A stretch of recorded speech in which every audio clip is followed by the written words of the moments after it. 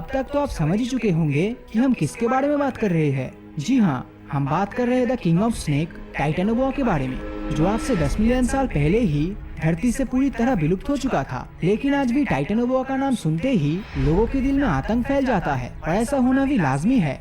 Titanoboa जिस समय धरती पे राज करता था, तब धरती का औसतन तापमान 32 डिग्री सेल्सियस के आसपास था।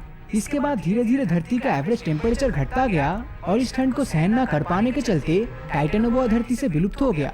और आपको तो पता ही है कि ग्लोबल वार्मिंग के चलते धरती फिर से गर्म हो रहा है, और ऐसे में टाइटेनोबोआ के धरती पर लौटने की पॉसिबिलिटीज भी बढ़ जाती है। और अगर टाइटेनोबोआ फिर से धरती पर वापस आया तो एवोल्यूशन और म्यूटेशन के चलते उसे वापस आने में लाखों साल लग जाएंगे। तो अगर टाइटेनोबोआ भविष्य में धरती पर फिर से वापस आता है तो इससे हमें क्या क्या परेशानी झेलना होगा? क्या हम इंसान इसके कहर से बच पाएंगे?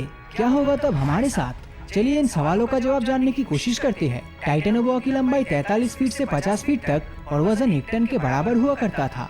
इसकी लंबाई के बारे में अगर बात की जाए तो दो जिराफ को आपस में एक दूसरे के ऊपर रखने से जो हाइट होगा वो भी टाइटेनोबोआ के सामने कम पड़ जाता। टाइटेनोबोआ 60 मिलियन साल से लेकर 10 मिलियन साल तक धरती के गर्म जलवायु इलाके में यानी इक्वेटर के आसपास के इलाके में रहना पसंद करता था। अगर आज भी टाइटेनोबोआ जिंदा रहता तो ये हमें इक्वेटर के ट्रॉपिकल रीजन में जरूर देखने मिलता। उस समय ब्राजील, कोलंबिया, वेनेजुएला, बोलिविया और पेरू जैसे साउथ अमेरिकन कंट्रीज टाइटेनोबोआ का घर होता। ऐसे में वहाँ के लोगों को टाइटेनोबोआ के मौजूदगी में बहुत ही ज्यादा सतर्क रहना पड़ता। खुद को बचाने के लिए या तो उन्हें उन सब जगहों को छोड़कर दूसरे देशों में भाग जाना पड़ता, या फिर अपने घरों को इलेक्ट्रिक वायर और फेंसेस से घेरना पड़ता ताकि टाइटेनोबोआ इंसानों की आबादी में ना घुस सके। तब वहाँ पे रहने वाले इंसान शायद ही अपनी मर्जी से घर से बाहर निकल पाते। मगर आज के एनाकोंडा की तरह शायद टाइटेनोबोआ भी इंसानों का शिकार करने में ज्यादा रुचि नहीं रखते, क्योंकि टाइटेनोबोआ भी इंसानों से उतना ही डरता जितना कि इंसान टाइटेनोबोआ से। इसीलिए ये सांप इंसानों से दूर रहना पसंद करता। मगर जो लोग जंगली जानवरों का शिकार करना पसंद करते वो अपने फायदे के लिए टाइटेनोबोआ का शिकार करने से भी नहीं हिचकिचाते। उन शिकारियों की नजर से टाइटेनोबोआ जैसे खतरनाक सांप भी नहीं बचता।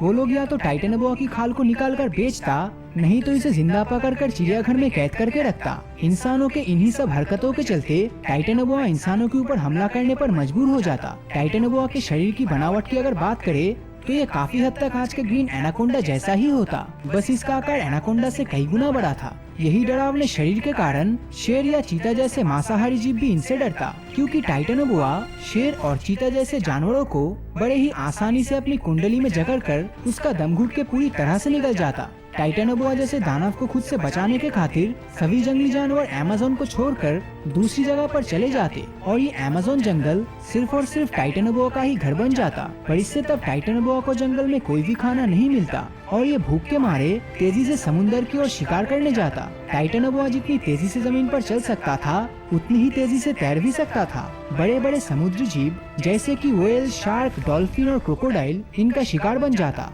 समुद्र में इसके सामने जिस किसी भी प्रजाति के मछली आते ये सभी को जिंदा निकल जाता। ऐसा लगातार होने के चलते बहुत से मछलियों की प्रजाति विलुप्त हो जाती और धरती के इकोसिस्टम पे इसका भारी प्रभाव पड़ता, जिसके चलते फूड चेन पूरी तरह से नष्ट होकर बाकी बचे जानवरों को अपना भूख मिटाने के लिए कुछ भी नहीं मिलता। तो अब तक तो आप समझ ही गए होंगे कि बस एक खतरनाक जानवर के वापस आने से जंगलों का पूरा इकोसिस्टम और फूड चेन किस तरह से तबाह हो सकता है, और इसी से टाइटेनोबोआ जैसे जीव की ताकत और औकात का पता चलता है। तो अगर टाइटेनोबोआ भविष्य में धरती पर वापस आता भी है तब ये देखना बहुत ही ज्यादा इंटरेस्टिंग होगा कि भविष्य के मॉडर्न टेक्नोलॉजी की मदद से इंसान की